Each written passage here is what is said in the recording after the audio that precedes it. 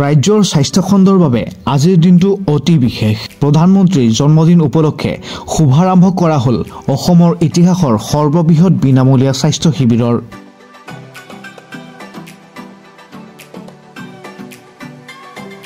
এশ 26টা বিধানসভা সমষ্টিক সামৰি অনুষ্ঠিত হ'বলগীয়া শুশ্ৰূষা সেতু 2025 শীৰ্ষক শিবিৰত 18 বছৰ বয়সৰ তলৰ শিশু আৰু কিশোৰ-কিশোৰীসকলৰ বাবে 50তকৈ অধিক ৰোগৰ বিনামূলীয়া পৰীক্ষাৰ লগতে প্ৰয়োজনীয় উন্নত চিকিৎসা ব্যৱস্থা কৰা হ'ব।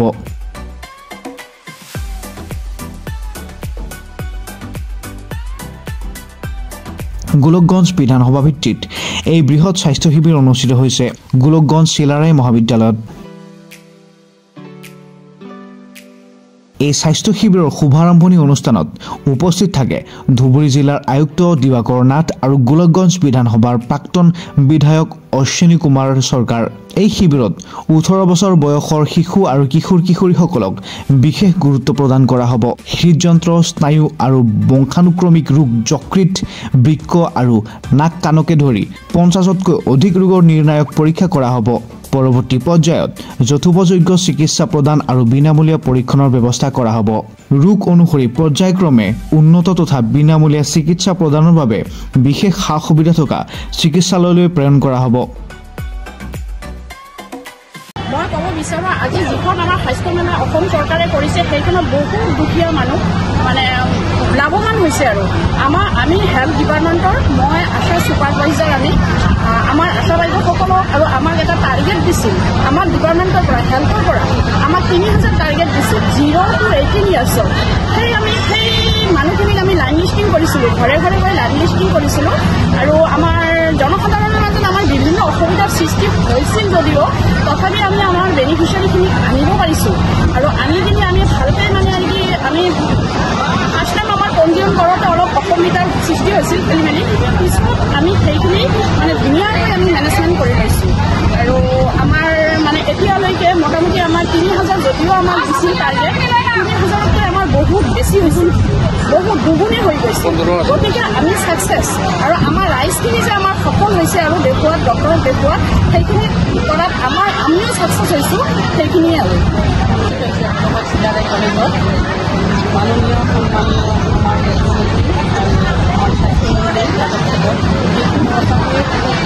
মানে অসুবিধা অনুভৱ এইটোত আমি বহুত উপকৃত হ'লোঁ। আজি গোটেই আমাৰ ৰাইজখিনিক আমি ইয়াতে আমি এটা বিনামূলীয়া স্বাস্থ্যসেৱা দিব পাৰিছোঁ।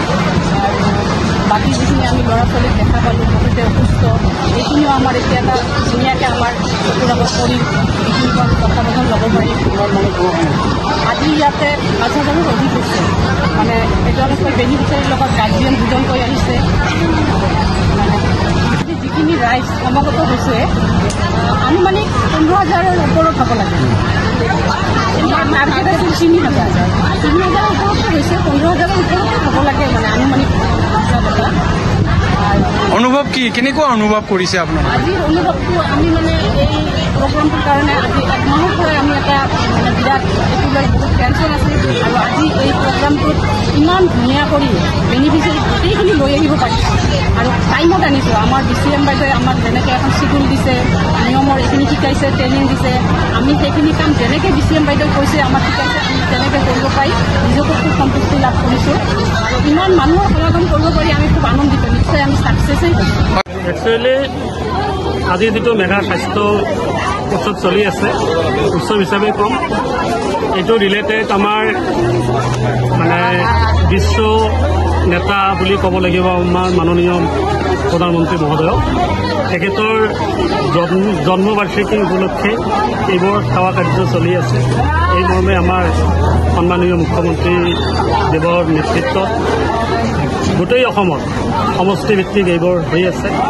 সেই মৰ্মে আমাৰ গোলকগঞ্জ সমষ্টিত গোলকগঞ্জ BPSCৰ আণ্ডাৰত ইয়াত হৈ আছে।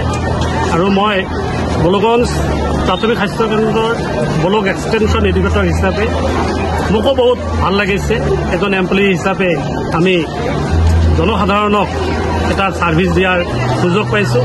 আগতো আগে পিছে তেনেকুৱা হেল্থ কেম্প হৈছে, কিন্তু এইবাৰ যি ধৰণৰ এটা অভিনৱ টাইপৰ এটা হেল্থ কেম্প চলি আছে, তাৰ কাৰণে মই আজিৰ দিন জন্মদিনৰ শুভেচ্ছা জনাই আমাৰ মুখ্যমন্ত্ৰী মহোদয়কো মোৰ গভীৰ অন্তৰৰ পৰা শুভেচ্ছা জনাই মই মোৰ নমস্কাৰ সাংবাদিক বন্ধুসকল। আজি আমাৰ 18 তাৰিখত যিটো অভিনৱ স্বাস্থ্য মেলা হ'ল LIC ৱাইজ, আমাৰ টাৰ্গেট আছিল 3000ৰ পৰা 5000, কিন্তু সেইটো আমাৰ 10টা বজাতে আমি এইটো ফুলফিল কৰিছোঁ আৰু এতিয়ালৈকে মোটামুটি আমাৰ প্ৰায় 15000 গেডাৰিং হৈছে আৰু আমাৰ ইয়াত স্পেচিয়েলিষ্ট ডক্টৰ 15জন আহিছে আৰু MBBS ডক্টৰো আছে আমাৰ 15জন মান আৰু আমাৰ মেডিচিনো আছে।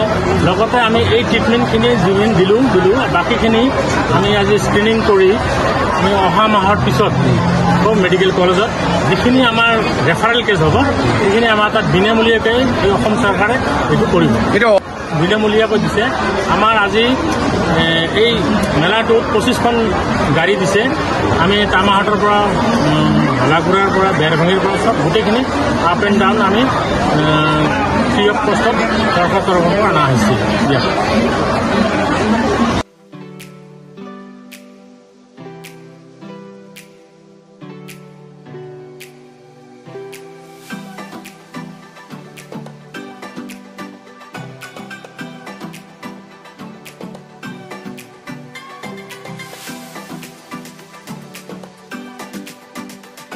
দক্ষিণ কামৰূপৰ আটাইতকৈ পুৰণি অৰুণোদয় ইংলিছ মিডিয়াম হাইস্কুল। ছাত্ৰ-ছাত্ৰীক কেৱল কিতাপতে আবদ্ধ নাৰাখি তেওঁলোকৰ সৰ্বতমুখী বিকাশৰ স্বাৰ্থত অৰুণোদয় ইংলিছ মিডিয়াম হাইস্কুল নিত্য নতুন পাঠ্যক্ৰম সংযোজনেৰে সৰ্বশ্ৰেষ্ঠতাৰ দৌৰত সদায় আগত। আমাৰ স্কুলত মিউজিক হিচাপে ছাবজেক্ট আছে আৰু মিউজিকৰ দিশত বিভিন্ন ধৰণৰ মানে অভিজ্ঞ শিক্ষকৰ দ্বাৰা ইয়াতে আমাৰ মিউজিকৰ প্ৰশিক্ষণ দিয়া হয় আৰু লগতে আমাৰ য়োগা আৰু কুম্ফু কাৰাটেৰ এইবিলাকৰ ওপৰতো আমাৰ ইয়াতে ক্লাছ ল'ব পাৰিম।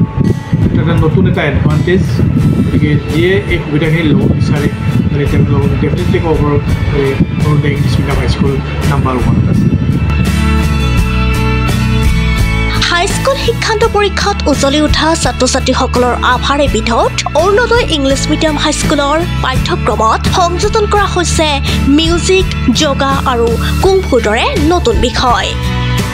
পলম নকৰি আপোনাৰ সন্তানৰ নাম ভৰ্তি কৰক অৰুণোদয় ইংলিছ মিডিয়াম হাইস্কুলত। অৰুণোদয় আপোনাৰ বিদ্যালয়, অৰুণোদয় আপোনাৰ সন্তানৰ ভৱিষ্যত নিৰ্মাণৰ কমাৰশাল।